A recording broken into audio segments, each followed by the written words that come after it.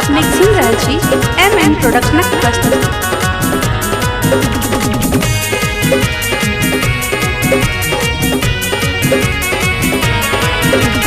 बोल बम नारा लगिए पूरा देवघर धाम में। बोल बम नारा लगिए पूरा देवघर धाम में। सबक मनोरथ होइए पूरा दानी के दरबार में। सबक मनोरथ होइए पूरा दानी के दरबार में।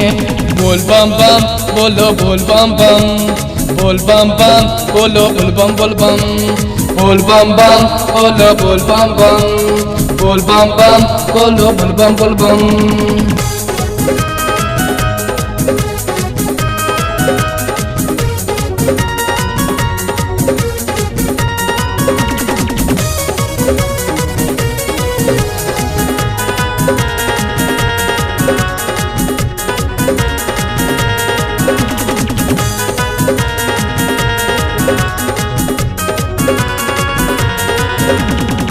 सौसे दुनिया ध्यान में मातल भोला के नाम जपैया।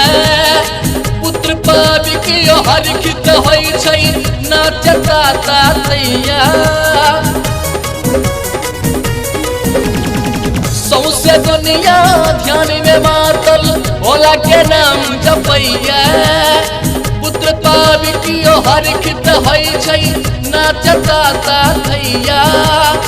कोनो कवि ने देखल दुनिया, कोनो कवि ने देखल दुनिया और हर दानी के प्यार में। सबक मनोरथ होइए पूरा दानी के दरबार में। सबक मनोरथ होइए पूरा दानी के दरबार में। बोल बम बम बोलो बोल बम बम, बोल बम बम बोलो बोल बम बम, बोल बम बोल बम बोलो बोल बम बम, बोल बम बम बोलो बोल बम बोल बम।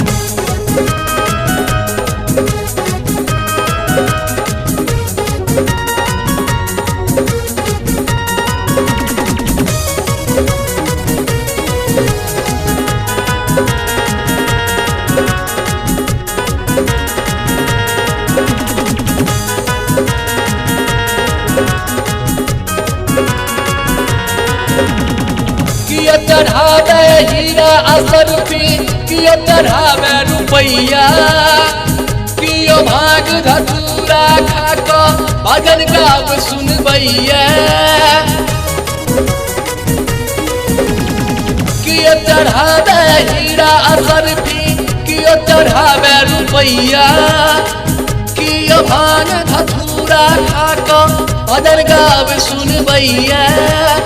सदखन संगे रहता दानी, सदखन संगे रहता दानी, नाम होयत संसार में। सबक मनोरथ होइए पूरा दानी के दरबार में। सबक मनोरथ होइए पूरा दानी के दरबार में। बोल बम बम बोलो बोल बम बम, बोल बम बम बोलो बोल बम बम, बोल बम बम बोलो बोल बम बोल बम, बोल बम बम बोलो बोल बम बोल बम।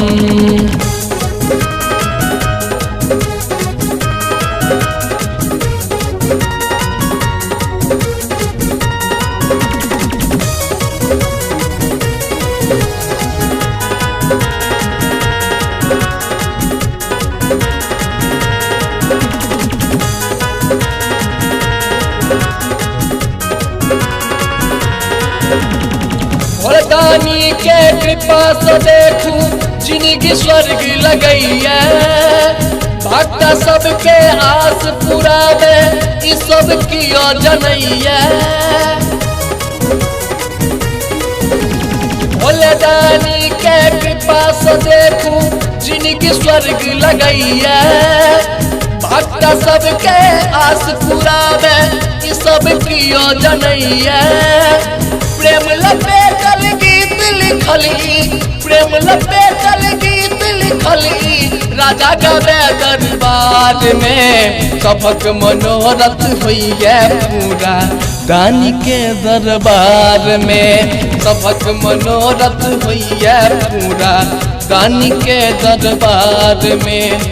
बोल बम बम बोलो बोल बम बम, बोल बम बम बोलो बोल बम बम, बोल बम बम बोलो बोल बम बोल बम, बोल बम बम बोलो बोल बम बोल बम। Presenting by MM Production.